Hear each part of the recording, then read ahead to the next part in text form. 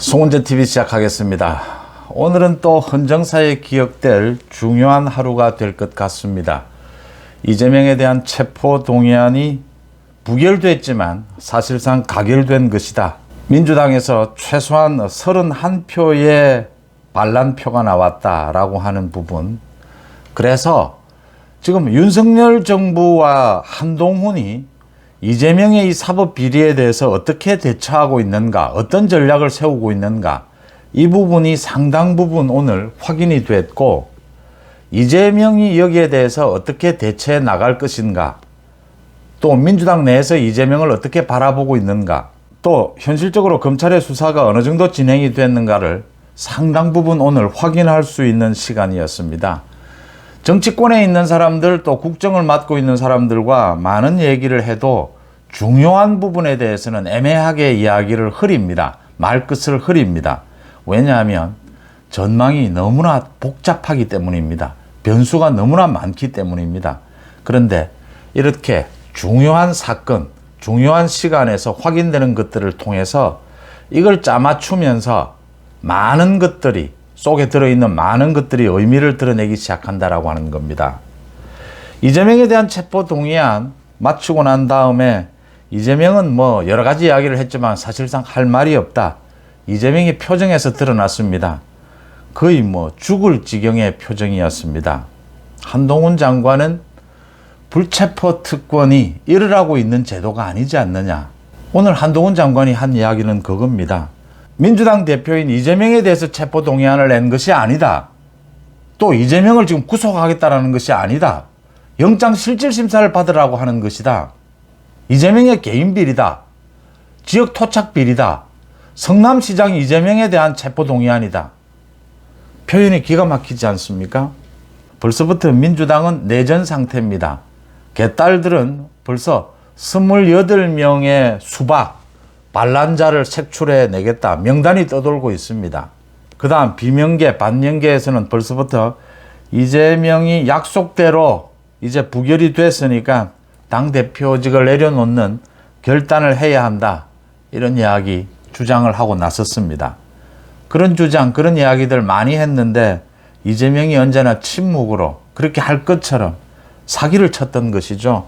그 부분에 대해서 이제 이재명에게 답을 하라. 입장을 내놓아라 라고 압박을 가하기 시작했습니다. 이재명이 무소속 의원들에게까지 전화를 걸고 민주당 의원 모두에게 공천을 주겠다. 자신이 이번 부결만 시켜주면 뭔가 대단한 결단을 내릴 것처럼 그렇게 이야기를 하고서도 민주당에서만 31표의 반란표가 나왔다. 이재명은 아마 자신이 겪은 최고의 충격, 정치적으로 최악의 상황이다 라고 판단을 할 겁니다. 민주당은 내분 상태입니다. 이렇게 되면 민주당은 내전입니다. 내전. 이 끝은 분당이 가장 가능성이 높습니다. 이재명부터 말씀을 드리면 오늘 이재명에 대한 것, 이재명의 많은 부분이 드러났습니다. 이재명은 표정을 숨기지를 못하네요. 자신의 굉장히 여유 있는 것처럼, 당당한 것처럼 하다가 이제 표결 결과가 서서히 드러나면서 이재명의 표정이 정말 참담할 정도로 변해가는 모습들을 많은 국민들이 지켜봤습니다. 이재명이 뭐 결단을 내려서 영장실질심사를 받으러 간다. 당대표직을 내려놓고 이선으로 후퇴한다. 그렇게 될 바에는 이재명은 분당까지를 결심을 할 겁니다. 이재명은 자신이 영장실질심사에 가게 되면 죽는다는 걸 알고 있습니다. 당대표직을 내려놓으면 죽는다는 걸 알고 있습니다. 이래서 지금 이재명이 문제인 겁니다. 이게 지금 민주당 쪽에서 노무현 사태를 겪고 난 다음에 문재인을 소위 민주당의 중심, 차기로 끌어올렸습니다. 노무현의 상을 치르는 이런 과정에서 문재인의 겉으로 좀 신사적인 이미지, 이런 부분으로 문재인이 무능하다, 정치적으로 굉장히 무능하고 뭐 그동안 모든 것이 드러났습니다. 문재인 정권 5년 동안.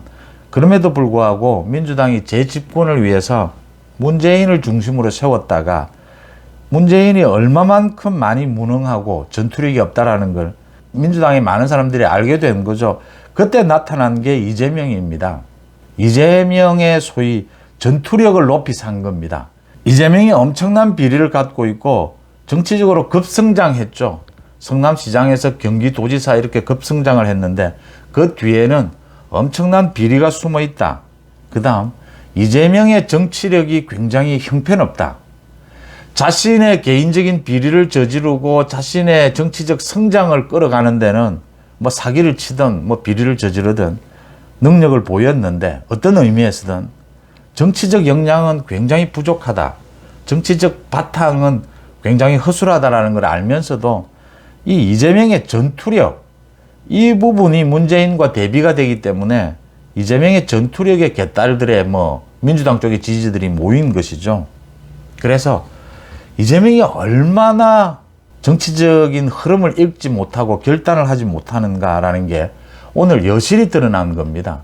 이 결과를 예측했다면 이재명은 결단을 내려야 합니다. 또 이 결과가 이렇게 나왔다면 내일이라도 결단을 내려야 합니다. 그런데 이재명은 결단을 내리지 못합니다. 정치력이 없기 때문입니다. 어떻게 풀어가야 될지를 모르기 때문입니다. 이재명이 알고 있는 것은 오로지 자신이 돈 한 푼 받지 않고 각종 비리를 통해서 정치적으로 성장하는 그것만 제대로 알고 있지 정치적인 위기 앞에서 어떻게 풀어가야 되는지 이런 정치적 내공은 전혀 갖고 있지를 못합니다. 그래서 지금 개딸들이 수박을 색출한다. 반명 쪽에서 이제는 내전이다.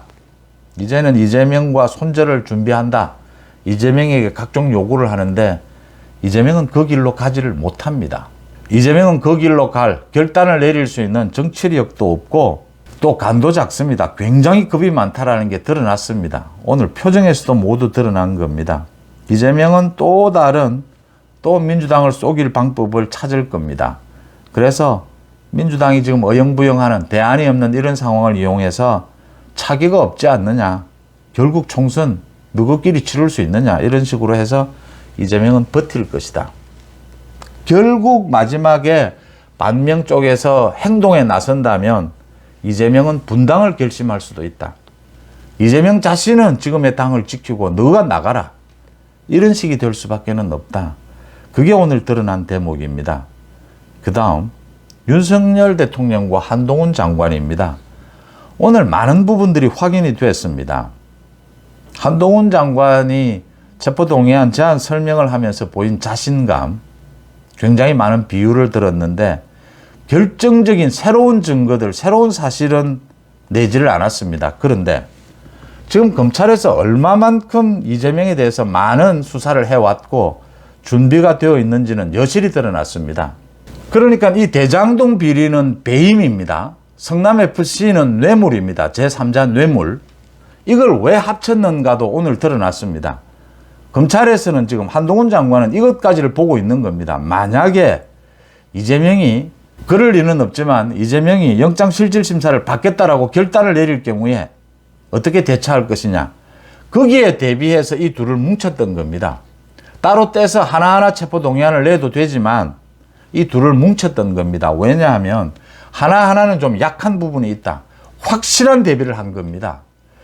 이 대장동 비리가 어마어마한 비리이긴 하지만 규모상으로 배임 혐의만 적용시키려면 이재명의 고의성이 있어야 합니다. 이 배임이 보호하고자 하는 법익은 성남 시민의 이익입니다. 이재명이 이 성남 시민의 이익을 해칠 그런 고의성이 있었느냐. 이게 지금 입증이 돼야 합니다. 근데 그 부분이 입증이 되려면 가장 확실한 건 428억 원입니다. 이재명이 지금 가장 떳떳한 건 자기 손으로 돈을 한 푼도 안 받았다는 거거든요.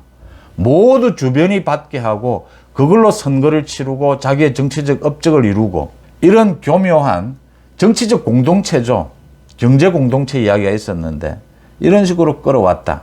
428억 원이 지금 김만배가 입을 열지 않아서 아직까지는 불확실합니다. 김만배가 자신의 모든 재산이 지금 압류가 됐으니까 곧 입을 열지 않겠느냐 이렇게 추측이 되는데 이 부분이 아직까지는 약하다. 그렇다면 오늘 사실은 한동훈 장관이 국회에서 가장 강조한 것이 성남FC 부분입니다. 제3자 뇌물. 성남FC에 관련해서 이재명은 업체들과 흥정에 나섰다. 민원을 받아주고 건당 뇌물을 받았다. 이런 짓거리까지를 했다. 라는 비리 혐의를 거기에 엎었던 겁니다. 그래서 이재명이 꼼짝없이 도망갈 구멍이 없이 만들었다라고 하는 겁니다. 이 사실을 이재명도 잘 알고 있다라고 하는 겁니다. 제3자 뇌물, 이 성남FC의 제3자 뇌물이 보호하고자 하는 법익은 그런 부조리한 불법 청탁을 근절해야 된다라는 것이거든요.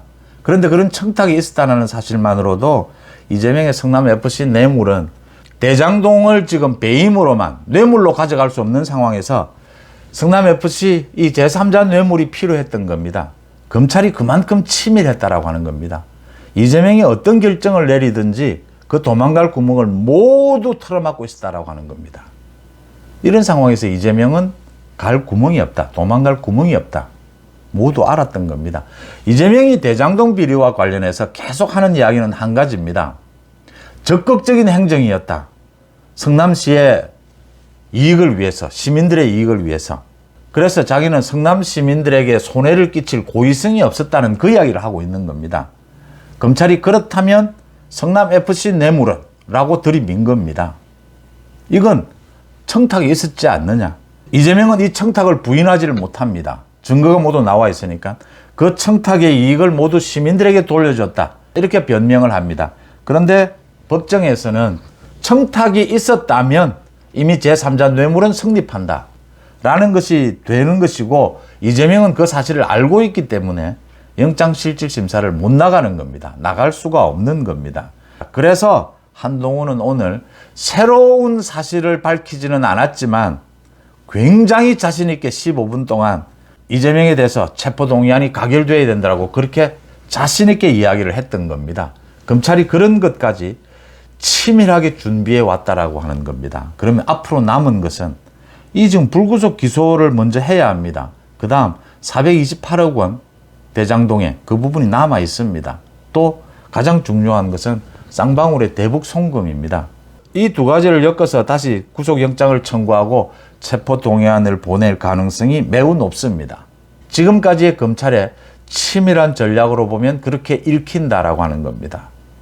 윤석열 대통령은 오늘 연세대학교 졸업식에 참석을 했습니다. 참석을 해서 기득권을 타파하고 개혁해야 된다라는 이야기를 했습니다. 굉장히 여유 있었죠. 대학생들과 만나고 대학생들이 깜짝 놀랐다라고 합니다. 졸업생들이 대통령이 왔다라고 해서 놀랐다라고 하는데 윤석열 대통령이 굉장히 오늘 여유 있는 모습을 보였는데 이 여유 있는 모습은 한동훈과 검찰의 치밀한 이런 준비를 알고 있었고 이재명의 이 사법 리스크에 대한 이재명이 어떻게 대응할 것인가, 민주당이 어떻게 대응할 것인가라는 부분을 윤석열 대통령이 내다보고 있다라고 하는 겁니다. 이미. 사실 윤석열 대통령이 이번에 좀 자신의 이야기대로 실수를 좀 했습니다. 그 국가수사본부장 그 임명하는 부분에 있어서 국가수사본부장 아들이 학교 폭력을 했다. 이것까지는 또 뭐 어떻게 넘어갈 수 있습니다. 그런데 그걸 가지고 부모가 검사라는 직위를 가진 부모가 소송까지를 제기를 했다. 윤석열 대통령이 오늘 가장 크게 화를 낸 분야였습니다. 어떻게 이런 짓을 저지르고 피해자가 있는데 소송까지를 할 수가 있느냐. 1년 넘게. 그 부분에 있어서 윤석열 대통령이 과감하게 임명 취소를 했던 겁니다. 조기에 취소를 하고 윤석열 대통령이 오늘 교육부에는 학교 폭력 부분에 대한 근절 대책을 마련하라.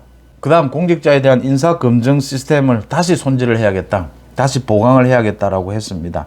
한동훈 장관도 지금 법무부에서 인사검증팀에서는 기본적인 것만 하고 있다라고 이야기를 했습니다. 윤희근 경찰청장이 자신의 책임, 추천하는 자신의 책임은 통감하면서도 인사검증 부분에 있어서는 경찰의 책임은 없다라고 거리를 두었습니다.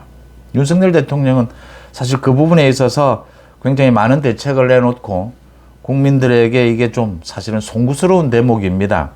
그런 부분인데도 오늘 여유를 보였던 것은 제도는 좀 미흡한 부분이 있으면 다시 보강을 하고 국가수사본부장으로 임명을 했던 그 정순신 변호사를 조기에 사퇴시키는 결단을 내리면서 이 논란을 조기에 해결하겠다라고 하는 뜻을 보인 것입니다.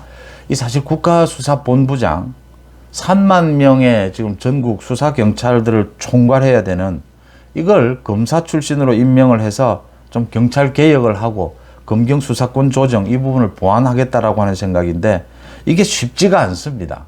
처음으로 경찰청 2인자인 국가수사본부장을 검찰 출신으로 임용을 하는 것인데 여기에는 윤석열 대통령의 신임도 있어야 하고 또 경찰 3만 경찰 수사를 통과할 수 있는 능력도 있어야 합니다. 윤석열 정부가 가고자 하는 이 검경 수사권 조정, 검경 개혁 이 부분과 호흡도 맞출 수 있고 이게 굉장히 적임자를 찾기가 힘든 부분입니다. 그런 부분인데도 윤석열 대통령이 과감하게 결단을 내렸다. 또 그런 대책도 세웠다.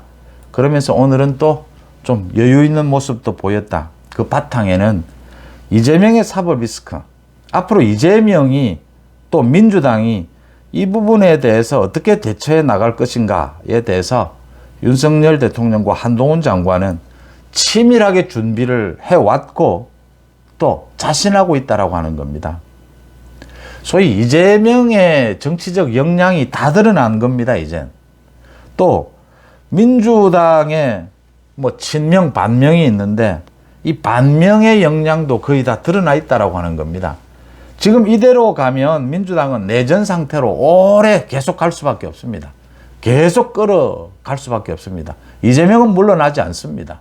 또 반명 쪽에서 이재명과 손절할 정치적 결집력, 역량을 보여주지도 못하고 있습니다. 굉장히 최악의 상황이죠. 지금 민주당 오늘 뭐 친명 의원의 이야기로 나온 것이 차라리 가결되는 것보다 더 못하다. 당이 분열되는 이 상황이 가결되는 것보다 더 못하다. 이런 표현이 일리가 있는 표현입니다. 또 한 가지, 오늘 이 체포동의안에 민주당이 대거 반란표를 던진 것, 이 부분이 국민의힘 전당대회, 막판으로 치닫고 있는 이 국민의힘 전당대회에도 영향을 미칠 것이다. 이렇게 보입니다. 그러니까 이재명의 민주당이 내전 상태에 들어갔다. 역시 윤석열 정부가 가고자 하는 방향이 옳다. 윤석열 정부와 호흡을 잘 맞추는 여당 대표가 필요하다. 결국 우리나라 이 정치 양당 구조 아래서 어느 쪽이 분열되느냐 합니다. 분열되는 쪽이 집니다. 총선이든 대선이든 가장 피해야 할 것이 분열입니다. 뭐 소소한 분열은 뭐 큰 의미가 없습니다. 두 쪽이 나는 이런 분열되는 쪽이 언제나 졌다라고 하는 점에서 국민의힘 지금의 여권은 분열만은 피해야 한다. 민주당은 분당 앞에 서 있다라고 하는 겁니다. 송재TV 마칩니다. 고맙습니다.